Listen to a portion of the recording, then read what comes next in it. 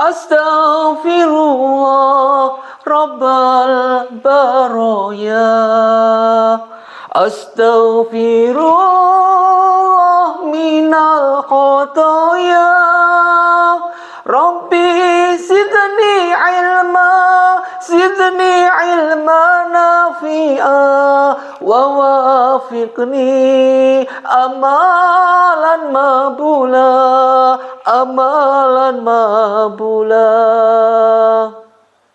Assalamualaikum warahmatullahi wabarakatuh. Alhamdulillahi rabbil alamin. Wassalatu wassalamu ala asrafil mursalin wa ala alihi wa sahbihi ajma'in. A'udzubillahi minasyaitonir rajim. Bismillahirrahmanirrahim. Li'ila fi Quraisyin illa fihim rihlatas sita'i was saif falya'budu rabb hadzal baitil ladzi at'amahum min ju'in wa amanahum min khauf. Shadaqal azim, shadaqallahu ala Rasulillah sallallahu alaihi wasallam. Pertama, mari kita panjatkan rasa puji syukur kita pada Allah Subhanahu wa taala. Salawat dan salam mari kita haturkan pada junjungan kita Nabi Muhammadin sallallahu alaihi wasallam. Mudah-mudahan kita diberikan kekuatan iman zahiriyah batiniyah kita. Ma'asyiral muslimin muslimat jamaah pencerahan bimbingan amalan yang Ustaz takzimi, Ustaz muliakan. Pernahkah kita terpikirkan dengan umat Nabi sebelum baginda Rasulullah sallallahu alaihi wasallam? Yang sering kita lihat adalah sejarah. Bagaimana tentang Fir'aun, sejarah bagaimana tentang Qarun, sejarah bagaimana tentang Nabi Ibrahim, Nabi Ismail yang meninggalkan bekas-bekas peringatan dengan adanya ibadah haji. Yang kita lihat bagaimana kondisi perjuangan Nabi Yusuf alaihissalam dan nabi-nabi yang lain. Yang kita lihat ada sepintas di luarnya saja. Namun pernahkah kita membayangkan bedanya antara nabi-nabi sebelum baginda Rasulullah sallallahu alaihi wasallam dan umat baginda Rasulullah sallallahu alaihi wasallam? Ini bedanya. Jadi perbedaan antara umat sebelum baginda Rasulullah SAW dan umat baginda Rasulullah SAW. Wajar kalau dulu umat salah satu nabi ingin hidup kembali, ingin hidup di zaman umat baginda Rasulullah SAW. Kenapa? Karena saking banyaknya keuntungan yang di sini. Nabi Muhammad SAW, Nabi kita adalah kekasih Allah di antara yang lain. Kalau sudah Nabi kita adalah kekasih Allah, bagaimana umatnya? Otomatis akan Allah prioritaskan. Pertama perbedaannya Nabi sebelum baginda Rasulullah SAW, yaitu tentang azab. Sebelum azab kita bicara dulu tentang postur tubuh dan badan umat baginda Rasulullah SAW kecil. Sedangkan umat-umat Nabi terdahulu mencapai tinggi sampai 6 meter. Ini pertama. Bisa dibayangkan kalau 6 meter udah termasuk kategori mungkin kalau kita lihat sekarang adalah raksasa. Kemudian azab. Ini yang sering terjadi. Azab yang menimpa umat Nabi Muhammad bersifat parsial. Tidak global seperti azab umat-umat Nabi terdahulu. Jadi kalau Nabi terdahulu secara global, karena azab satu, semua kena. Kalau Nabi Muhammad yang kena azab hanya beberapa penduduk aja. Kalau ke sana penduduk, ya penduduk itu. Ini penduduk, ya penduduk itu. Tidak seluruhnya, tidak. Ini beda. Suatu keuntungan yang luar biasa ketika kita menjadi umat baginda Rasulullah SAW. Ini baru namanya azab. Kadang yang ketiga adalah tentang musibah. Musibah yang menimpa umat baginda Rasulullah Sallallahu Alaihi Wasallam lebih dominan faktor alamnya. Sedangkan musibah yang menimpa umat-umat sebelum dulu lebih dominan karena suatu hal kutukan, marahnya, murkanya Allah kepada kaumnya. Sehingga Allah turunkan suatu misal seperti itu. Dilahap semuanya, munculnya lautan padang pasir.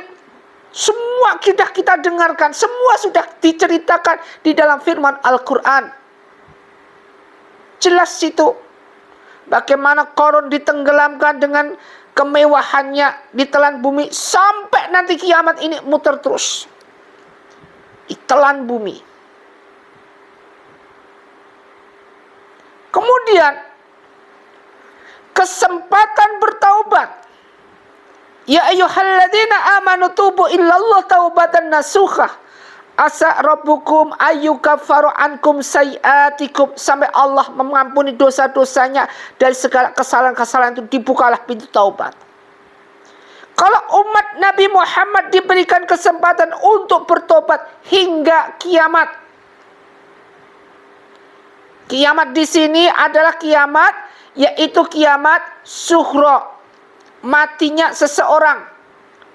Ini nantinya ketika nyawa mau diambil, kala idza balaqatit taraq wa qilla man raq wa dzana anahul firaq.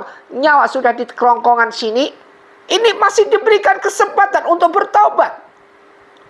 Tubu ilal taubatan nasuha asa rabbukum ayyukaffaru ankum sayiatikum wa yudkhilakum jannatin tajri min tahtiha al-anhar yauma yashallahu an-nabi walladzina amanu ma'ah nuruhum asarubukum baina aydihim wa bi aymanihim yaqulu rabbana atmim lana nuruna waghfir lana innaka ala kulli syai'in qadir.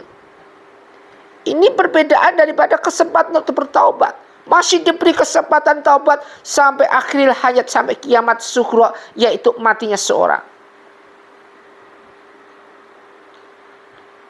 Kemudian tentang hisab. Hisab untuk umat baginda Rasulullah SAW didahulukan nanti.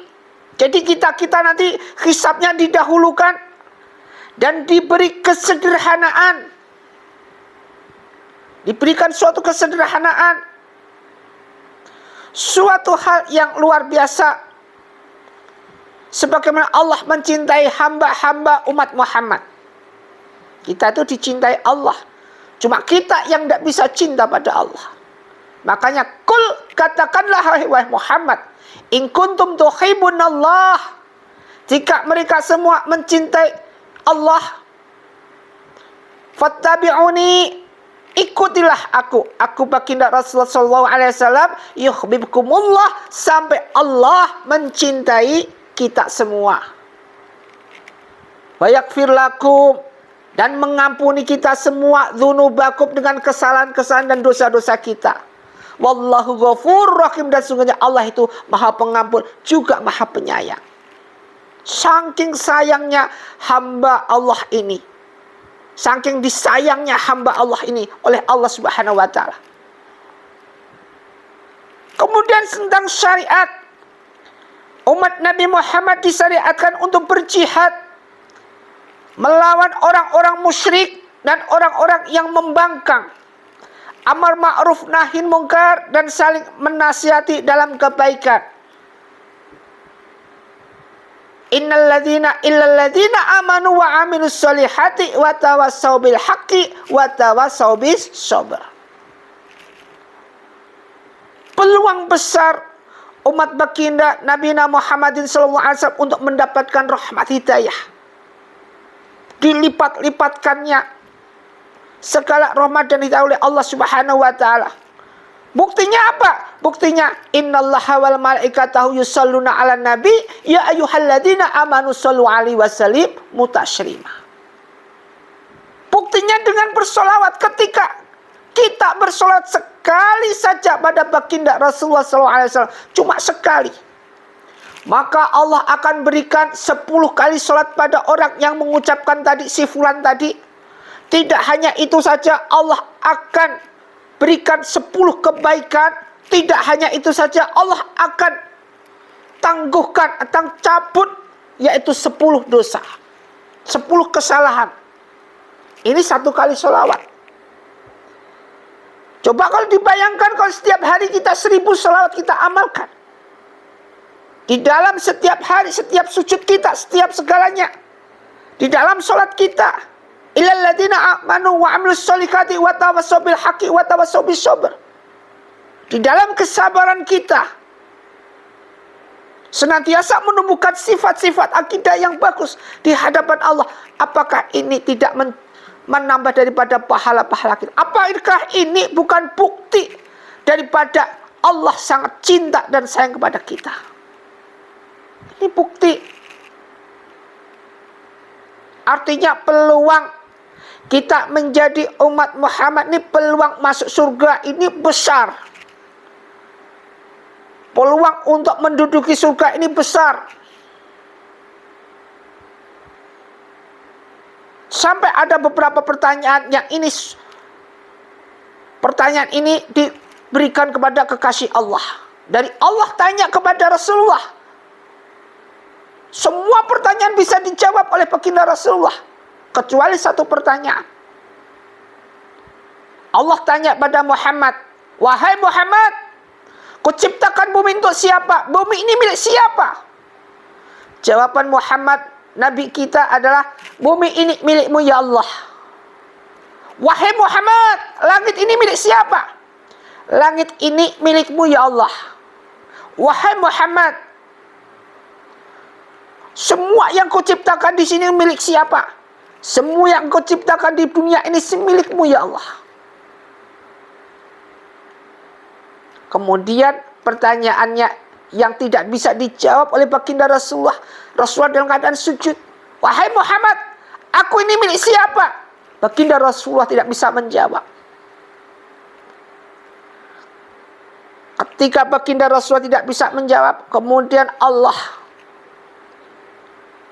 memberikan jawaban pada Rasulullah SAW. Ketahuilah wahai Muhammad, aku ini adalah milik hambaku, juga umatmu yang bersolawat kepadamu. Jadi Allah ini milik kita semua yang kita gemar, senantiasa wirid kita untuk bersolawat. Makanya Allah berikan tadi seperti tadi, ketika kita satu salawat kita ucapkan, maka Allah akan berikan 10 syafaat. Tidak hanya itu aja, Allah akan berikan 10 pahala. Allah akan cabut lagi 10 dosa-dosa. Ini 1 kali salat, subhanallah, suatu keistimewaan buat umat Muhammad. Namun jangan dilihat baiknya aja. Ketika itu Allah menyalakan api neraka, neraka yang paling dalam. Konon ini ketika kita ukur kedalaman ini, batu ini dijatuhkan 70.000 tahun baru kita sampai ke dasar neraka ini. Kemudian disampaikan kepada Jibril. Jibril mendatangi baginda Rasulullah SAW. Wahai Muhammad, ketahuilah sekarang ini Allah sedang menciptakan neraka yang paling panas, yang paling dalam. Terus kemudian pertanyaannya baginda Rasulullah kepada Jibril, wahai Jibril, neraka ini untuk siapa? Jibril terdiam. Baginda Rasulullah SAW bertanya lagi, wahai Jibril, Allah ciptakan neraka yang paling panas dan paling dalam ini untuk siapa? Jibril masih diam. Ketiga kalinya Rasulullah tanya, untuk siapa wahai Jibril? Kemudian Jibril menjawab, wahai Muhammad, neraka yang paling dalam dan paling panas, paling ganas sekali, paling panasnya luar biasa dibandingkan neraka yang lainnya, diciptakan untuk umatmu Muhammad. Langsung baginda Rasulullah SAW pingsan. Rasulullah senantiasa memikirkan umatnya. Apakah baginda Rasulullah SAW ketika diambil nyawa beliau, apakah Rasulullah itu mikir anaknya? Tidak. Apakah mikir istrinya? Tidak. Mikir yang lainnya tidak. Yang dia pikirkan adalah umatnya. Sampai terakhir menghembuskan nafas paling terakhir, dia masih sisa sebut ummati, ummati, ummati 3 kali. Saking sayangnya baginda Rasulullah SAW pada umatnya, agar pinginnya umat nanti setelah sepeninggalan aku semua terselamatkan. Sampai terakhir Rasulullah tanya, wahai Jibril, ada berita apa lagi yang terakhir disampaikan pada Jibril? Berita apa lagi? Sepeninggal aku ini, bagaimana kondisi umatku nanti? Jawaban Jibril, umatmu nanti, apa yang Allah perintahkan, umatmu nanti akan selamat hanya yang berpegangan dengan Al-Quran dan Sunnah. Buktinya sekarang banyak kejadian sekarang di era akhir zaman ini. Kondisi semakin kritis dalam hal akhlakul karimah. Segala sesuatu sudah tidak menentu dalam hal suatu kejujuran. Kemunafikan jalan di mana-mana, diktatorisme semua kerja dengan sendirinya. Siapa yang menang, itulah pasti menang dengan kekuatannya. Siapa yang kalah pasti akan tertindas. Ini era di akhir zaman ini. Sifat-sifat Dajjal sudah muncul. Sifat Yajud Majud sudah muncul. Dan kebenaran-kebenaran ini sudah muncul sampai sekarang. Salah satu contoh, wanita berjalan berpakaian tapi seperti telanjang. Suara dan gema pasar sudah bukan tempatnya lagi. Kemaksiatan berjalan di mana-mana tanpa adanya penyesalan. Zina berjalan di mana-mana tanpa adanya taubatan nasuha. Masjid sepi. Sholat jamaah subuh sepi. Akhlakul karimah hilang semuanya. Awalat soleh itulah anak yang taat kepada kedua orang tuanya. Sudah jarang ditemukan. Rata-rata ugugul walidin. Ma'asyiral muslimin muslimat rahimatullah. Seharusnya kita mencintai baginda Rasulullah SAW dengan kita bersolawat. Seharusnya kita bangga dengan hidup sebagai umat baginda Rasulullah SAW. Banyak sekali keistimewaan, banyak sekali kesempatan kita untuk meraih emas. Peluang keselamatan akhirat kelak. Bal tu'thirul hayatad dunya wal akhiratu khairu wa abqa. Kekal abadi kehidupan selamanya di akhirat. Ini yang harus kita pikirkan. Mudah-mudahan kita senantiasa terbasahi lisan kita ini dengan bersolawat. Innallaha wal malaikatahu yusholluna ala nabi ya ayyuhalladzina amanu shollu alaihi wasallimu taslimah. Semoga bermanfaat. Wabillahi taufik wal hidayah. Wassalamualaikum warahmatullahi wabarakatuh.